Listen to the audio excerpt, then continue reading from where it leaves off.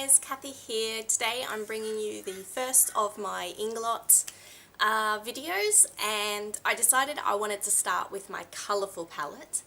Now, for those of you who don't know, I purchased myself a huge quantity of Inglot shadows. I got 50 in total, and I did this because I'd been saving up for a long time. But Inglot are very good quality eyeshadows. They're relatively cheap and they've got a brilliant system which I absolutely love. So in Australia they're $10 an eyeshadow, and then you've also got to buy the palette that they go into, or you can use palettes such as the Z palettes. So yes, like I said, I'm going to start with my colourful palette today. So it's this one here, and I got 20 colourful eyeshadows and put it in their 20 Freedom Pan system. And the way these work is they are a metallic, a metallized, lid that just has 4 little magnets in the corner, and they just snap to the palette. It's very firm. You don't have to worry about it falling off. It sticks there. It's not going to move. So this is my colourful palette, and as you can see, I started with lights up the tops and went to darks. And when I was purchasing these, I spent I don't know how many hours looking at all the different colours and trying to figure out exactly which ones I want. Inglot has probably the most number of colours of any eyeshadow company I know of, and that includes MAC. They just have hundreds and hundreds. So these were the 20 colourful ones that I set on.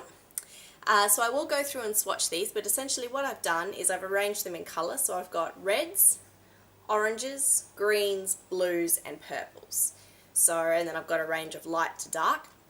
Most of these are in the shimmery or glittery range. There are a couple of mattes, but my other main palette is a neutral palette and they are all mattes. And so I thought, well, most of these are going to be accent colours, so they're going to be on my lids, etc. And for that, I generally like a bit of shimmer anyway, so I didn't bother looking at too many of the mattes. But yes, I will give you a close-up look at these. I will, like I said, go ahead and swatch them, and you'll I'll put a picture of each one up above in the corner when I'm swatching them, so you'll know which exactly one I'm doing. The one problem with Inglot is they don't name their eyeshadows. They're all just a numbering system.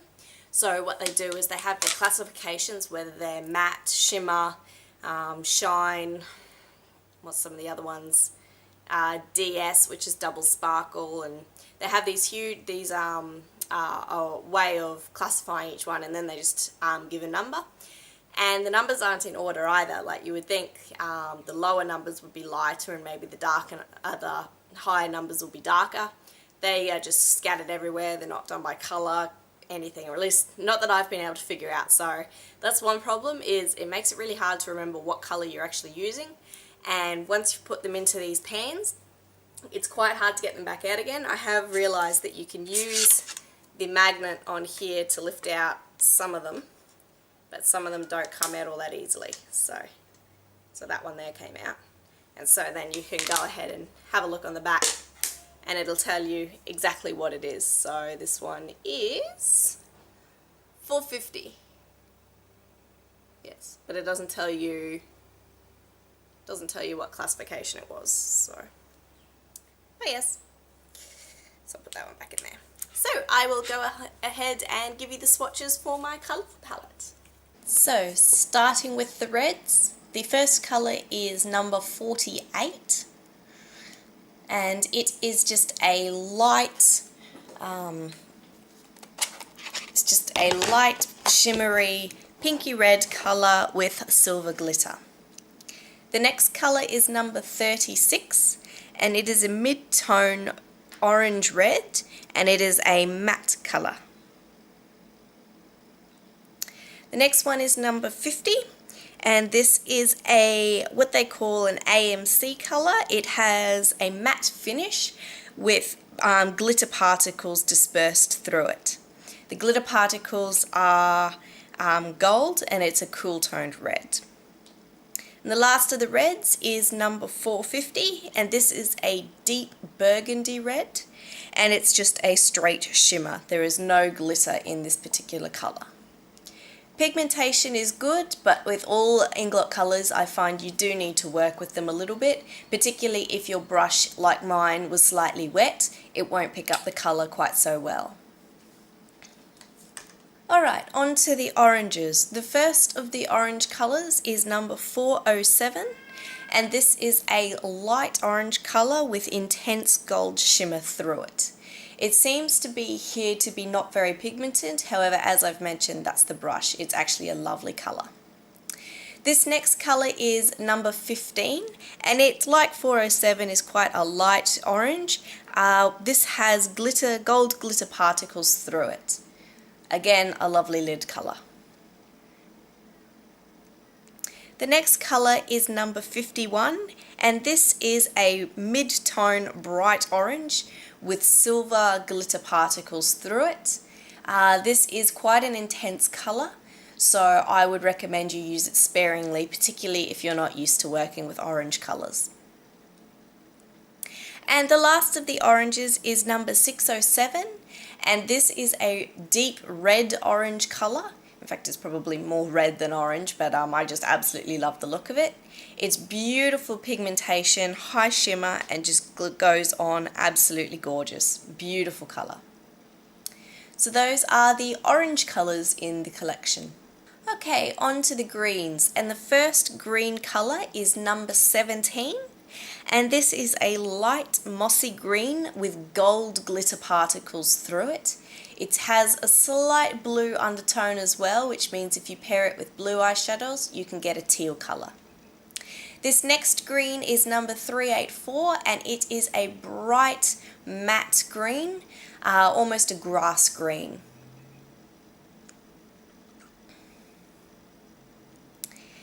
Number 44 is next on the list, and this is almost a dirty olive green, and it has big gold glitter particles through it as well as a gold shimmer through it.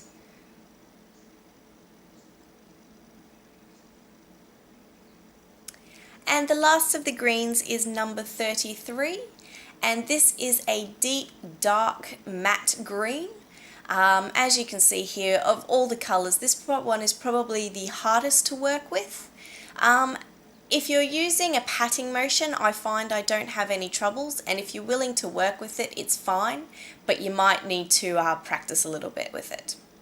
And those are the green colours in my collection.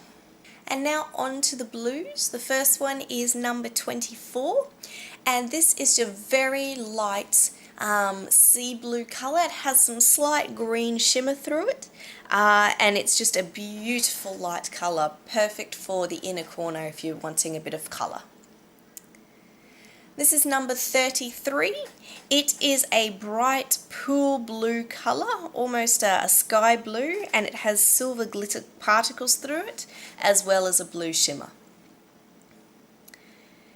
Next is number 426, and this is a deep true navy blue with a slight shimmer to it. As you can see here, its pigmentation is lovely and it's truly a pleasure to work with.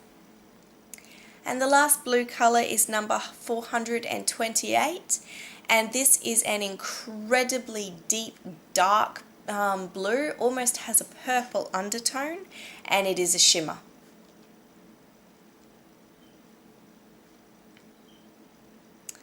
And those are my 4 blues.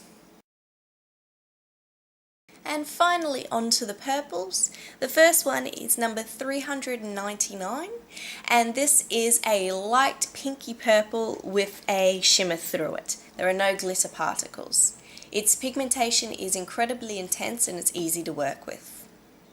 Next colour is 441, and this is a bright, almost violet blue toned purple with a shimmer through it.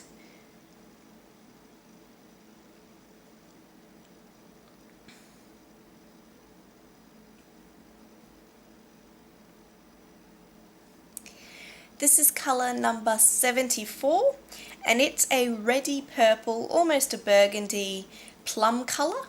It looks actually quite pink in the video here, but I promise it's not actually that pink in real life. But as you can see, it does take a little bit to work with this particular colour, but my brush was also starting to pack it in by this stage, so. But it has silver glitter particles through it. And this last colour is number 375, and it is a deep true purple matte colour. And again, here it looks like it's terrible pigmentation. I promise it's not that bad. It's actually quite good. The swatches just weren't coming out that well, and in real life it's considerably darker. But those are my 4 purples.